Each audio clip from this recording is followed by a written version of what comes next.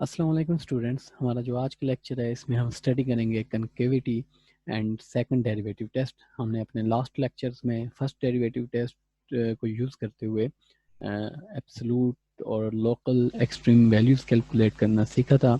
आज के लेक्चर में हम सेकंड डेरिवेटिव टेस्ट को यूज़ करते हुए जो एक्सट्रीम वैल्यूज़ हैं फंक्शंस की उनको कैलकुलेट करना सीखेंगे और हम ये देखेंगे कि सेकंड डेरिवेटिव टेस्ट को यूज़ करना काफ़ी आसान है। उससे हम इजीली एक्सट्रीम वैल्यूज फंक्शंस की कैलकुलेट कर सकते हैं। और ये लेक्चर इस लिहाज से इम्पॉर्टेंट है कि सेकंड डेरिवेटिव टेस्ट को यूज़ करते हैं आप फिज़िक्स की तमाम फील्ड्स में और एनर्जीज़ की, डिफरेंट पोटेंशियल्स की और एफिशिएंसीज की जो मैक्सिमम और मिनिमम वैल्यूज़ होती हैं उनको आप कैलकुलेट करते हैं usually by using second derivative test.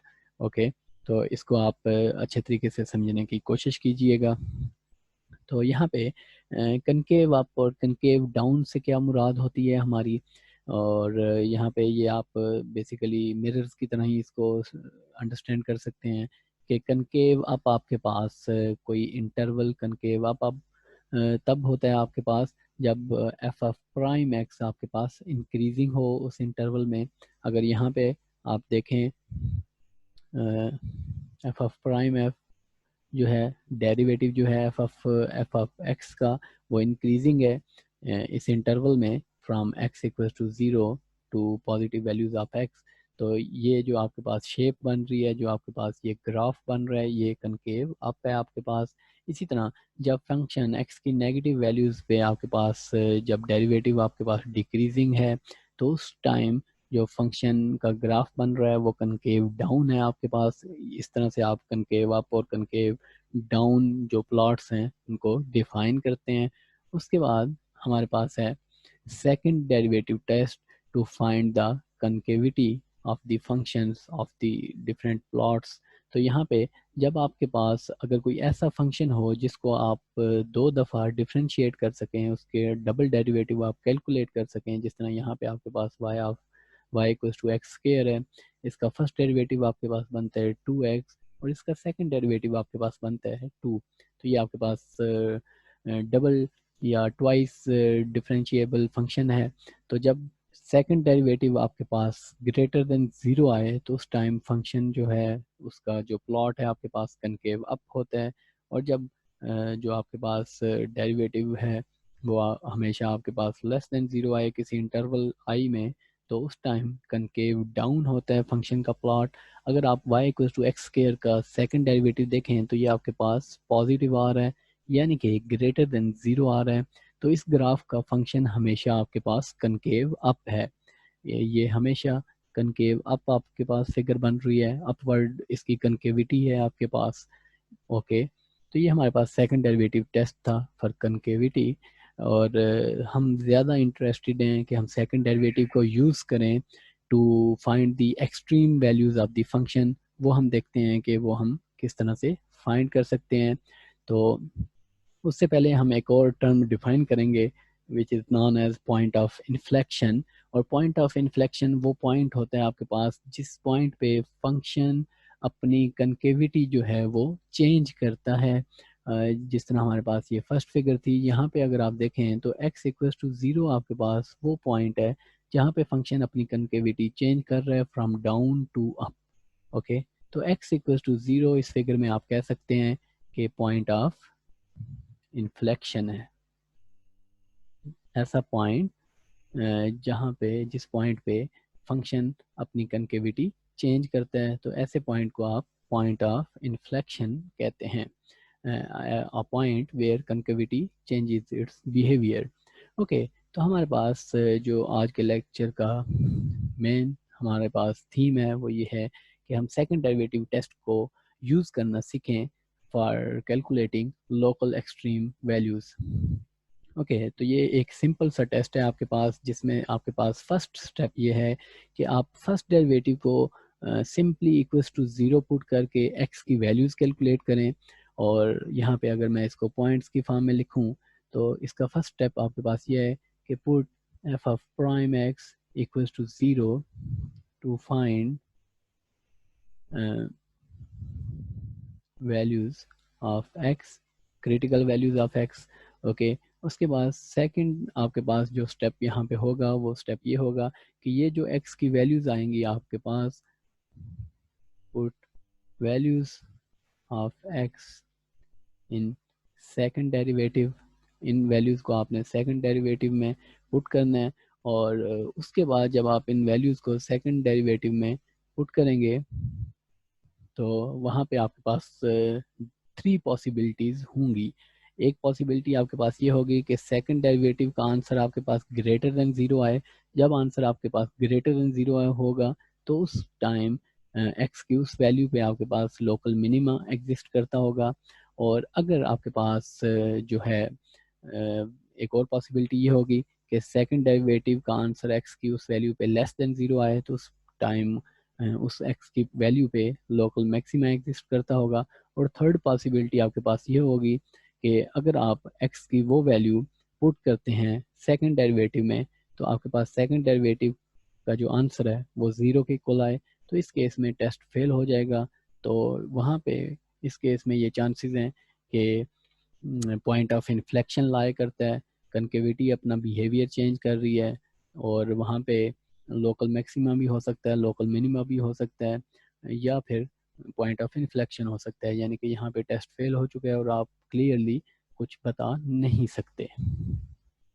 Okay, तो अब हम स्टार्ट करते हैं सेकंड डेरिवेटिव टेस्ट को यूज़ करके कि हम एक्सरसाइज 4.4 को सॉल्व करेंगे, जिसमें हमने क्वेश्चन सॉल्व करने हैं, question number 9 to question number 16।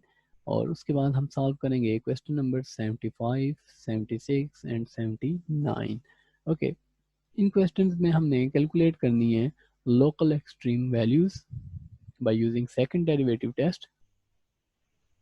और आप इन सारे क्वेश्चंस को लाजमी ट्राई कीजिएगा क्योंकि ये काफ़ी इंपॉर्टेंट है, और आपने through out your bachelors degree आपने इस टेस्ट को यूज़ करना है। हर स्टेज पे आपने सेकंड डेरिवेटिव टेस्ट को फिजिक्स के कोर्सेज में आप यूज़ करेंगे। तो हम क्वेश्चन नंबर 16 ट्राई करते हैं। क्वेश्चन नंबर 16 है हमारे पास, y इक्वल टू गिवन है हमें 1 माइनस एक्स प्लस 1 क्यूब, और इसमें हमने लोकल एक्सट्रीम वैल्यू कैलकुलेट करनी है। तो हमारे पास जो फर्स्ट स्टेप है वो ये है कि हम फर्स्ट डेरिवेटिव कैलकुलेट करें, which is equal to 0 minus 3 into x plus 1 whole square, और यहाँ से y प्राइम से आपके पास -3 into x plus 1 whole square आ जाएगा। इसको आप 0 के इक्वल फर्स्ट डेरिवेटिव को पुट करेंगे to calculate the values of x। तो यहाँ से आपके पास x plus 1 whole square equals to 0, और फाइनली x आपके पास आ जाएगा इक्वल्स टू -1। ओके, तो हमारे पास x की एक सिंगल वैल्यू आ रही है, और अब हम देखते हैं कि ये वैल्यू लोकल मैक्सिमम है, लोकल मिनिमम है, या पॉइंट ऑफ इन्फ्लेक्शन है। ओके, तो अब हमें चाहिए सेकंड डेरिवेटिव ऑफ y, वो आप यहाँ से कैलकुलेट कर सकते हैं। तो वो सेकंड डेरिवेटिव आपके पास आ जाएगा -6 इंटू एक्स प्लस 1 पुट, अब x की वैल्यू हम इसमें पुट कर देते हैं, पुट x इक्वल टू -1। तो सेकंड डेरिवेटिव का आंसर आपके पास आ जाएगा -6 इंटू -1 प्लस 1 इक्वल टू 0। जब आंसर आपके पास 0 आ जाए तो सेकंड डेरिवेटिव टेस्ट फेल हो जाता है। तो यहाँ पे मैक्सिमम चांसेस हैं कि पॉइंट ऑफ इन्फ्लेक्शन है ये। ओके, अब हम आते हैं क्वेश्चन नंबर 13 पे। क्वेश्चन नंबर 13 है हमारे पास, y equal to -2x cube plus 6x square -3। ओके, तो हम सबसे पहले फर्स्ट और सेकंड डेरिवेटिव कैलकुलेट कर लेते हैं, और फिर हम बताएंगे कि x की किन वैल्यूज़ पे लोकल मिनिमा, लोकल मैक्सिमा या पॉइंट ऑफ इन्फ्लेक्शन एग्जिस्ट करता है। तो ये आ जाएगा -6x square plus 12x। Okay, और इसी तरह सेकंड डेरिवेटिव आपके पास आ जाएगा -12x प्लस 12। इसको इक्वेशन नंबर 1 कह लेते हैं हम, और इसको सेकंड डेरिवेटिव को हम इक्वेशन नंबर 2 कह लेते हैं। तो सबसे पहले हम कैलकुलेट करते हैं extremum values for local extremas, put y prime equals to 0। तो इक्वेशन 1 से आपके पास आ जाएगा -6x square plus 12x equals to 0, और यहाँ से जो आपके पास x की वैल्यूज आएंगी वो आएंगी x equals to 0 and x equals to 2।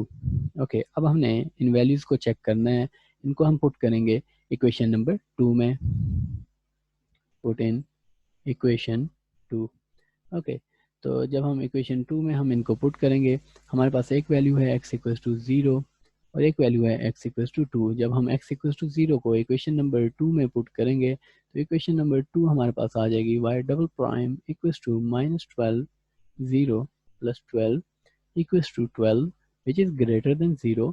और जब ग्रेटर देन 0 आपके पास सेकंड डेरिवेटिव आए तो जो सेकंड डेरिवेटिव टेस्ट है आपके पास उसके अकॉर्डिंग ये वैल्यू आपके पास मिनिमा होती है। तो at x equals to 0 there is local minima और फंक्शन यहाँ पे मिनिमम बिहेवियर शो कर रहा है। फंक्शन की वैल्यू x इक्वल्स टू 0 पे मिनिमम है। ओके, x इक्वल्स टू 2 के केस में इक्वेशन नंबर 2 रीड करेगी y double prime equals to -12 which is less than 0। और जब आपके पास नेगेटिव आंसर आता है तो उस केस में आपके पास एक्स की उस वैल्यू पे मैक्सिमम एग्जिस्ट करता है, मैक्सिमा एग्जिस्ट करता है। तो हम कह सकते हैं at x equal to 2 there exist local maxima. Function अपना मैक्सिमम जो वैल्यू है, अपनी मैक्सिमम वैल्यू है वो x इक्वल टू 2 पे शो कर रहा है इस केस में। उसके बाद हमारे पास क्वेश्चन नंबर 75 है जिसमें हमें एक डेरिवेटिव गिवन है y का और हमने इस केस में कैलकुलेट करनी है local minimum, local maximum value या पॉइंट ऑफ इन्फ्लेक्शन। तो ये एक सेम क्वेश्चन है जिस तरह अभी हमने पिछले क्वेश्चंस किए हैं। तो यहाँ पे हम इजीली बता सकते हैं। सबसे पहले हम पॉइंट्स कैलकुलेट कर लेते हैं। Put y prime equals to 0 और यहाँ से आपके पास आ जाएगा x minus 1 whole square into x minus 2 equals to 0 और x माइनस 1 जो रूट्स आपके पास बन रहे हैं equals to 0, x minus 2 equals to 0 और यहाँ से आपके पास x इक्वल्स टू 1 और यहाँ से आपके पास आ जाएगा x इक्वल्स टू 2। ओके, अब हम सेकंड डेरिवेटिव फाइंड करते हैं। सेकंड डेरिवेटिव हमारे पास यहाँ पे आ जाएगा कि आपको यहाँ पे अप्लाई करना पड़ेगा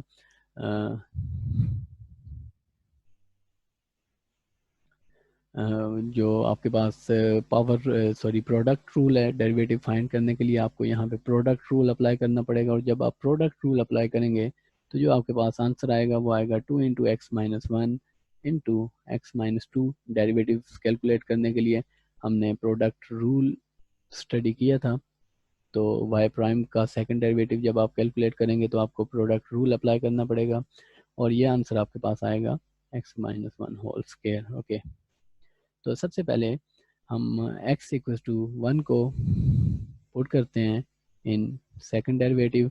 तो जब आप सेकंड डेरिवेटिव में इसको पुट करेंगे x इक्वल टू 1 को तो y डबल प्राइम आपके पास इक्वल टू 0 आ जाएगा और जब आपके पास सेकंड डेरिवेटिव इक्वल टू 0 आए तो वो आपके पास पॉइंट ऑफ इन्फ्लेक्शन होता है at that value of x which is x equal to 1। उसके बाद हम सेकंड वैल्यू को x इक्वल टू 2 को पुट करते हैं सेकंड डेरिवेटिव ऑफ y में। तो यहाँ से आपके पास जो सेकंड डेरिवेटिव की वैल्यू आएगी वो वैल्यू आपके पास आएगी 1 विच इज़ ग्रेटर देन 0 और ये केस बनता है आपके पास मिनिमा का।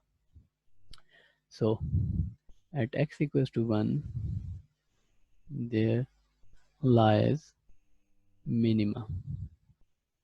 तो यहाँ पे आपके पास लोकल मिनिमा जो है वो एग्जिस्ट करता है at x equal to 1। Okay, तो इसी तरह हमारे पास जो क्वेश्चन नंबर 79 है इसमें हमारे पास b, c और d जो हैं वो कोई कांस्टेंट वैल्यूज़ हैं और हमने b की वैल्यू कैलकुलेट करनी है जब आपके पास पॉइंट ऑफ इन्फ्लेक्शन लाए करे एट x इक्वल टू 1। तो सबसे पहले हमें फर्स्ट डेरिवेटिव कैलकुलेट करना पड़ेगा। फर्स्ट डेरिवेटिव आपके पास आ जाएगा 3x square plus 2bx plus c और उसके बाद सेकंड डेरिवेटिव आपके पास आ जाएगा 6x प्लस 2b। ओके, तो ये हमारे पास सेकंड डेरिवेटिव आ गया। अब जब सेकंड डेरिवेटिव आपके पास इक्वल्स टू 0 हो, y डबल प्राइम जब आपके पास 0 हो तो ये कंडीशन आपके पास होती है पॉइंट ऑफ इन्फ्लेक्शन की। ओके, पॉइंट ऑफ इन्फ्लेक्शन की ये कंडीशन है आपके पास at x equals to 1 according to question. अगर आप क्वेश्चन को देखें तो x इक्वल्स टू 1 पे आपके पास पॉइंट ऑफ इन्फ्लेक्शन लाई करता है, और पॉइंट ऑफ इन्फ्लेक्शन वो पॉइंट होता है आपके पास जब सेकंड डेरिवेटिव आपके पास इक्वल्स टू 0 आ जाए। तो इन सारी चीज़ों को हम यूज़ कर लेते हैं इन इक्वेशन नंबर 1, और लेट्स से ये आपके पास इक्वेशन नंबर 1 है। तो 0 इक्वल्स टू आपके पास आ जाएगा 6 इंटू एक्स की वैल्यू आपके पास 1 है प्लस 2b, और यहाँ से 2b आपके पास इक्वल्स टू -6, और b आपके पास आ जाएगा -3 डिवाइडेड बाई 2। तो इस तरह से क्वेश्चन में जो आपको गिवन है कंडीशंस, उनको यूज़ करके आप वैल्यूज़ कैलकुलेट कर सकते हैं। सॉरी, ये आपके पास -6 डिवाइडेड बाई 2 आएगा, और b इक्वल्स टू फाइनली आपके पास -3 आ जाएगा। तो ये इस तरह से आप वैल्यूज़ को यूज़ कर सकते हैं। अगेन मैं रिपीट कर देता हूँ कि आप सेकंड डेरिवेटिव टेस्ट की काफ़ी प्रैक्टिस करें, ये आपको काफ़ी हेल्पफुल होगी in upcoming courses of your degree. अपना ख्याल रखिए।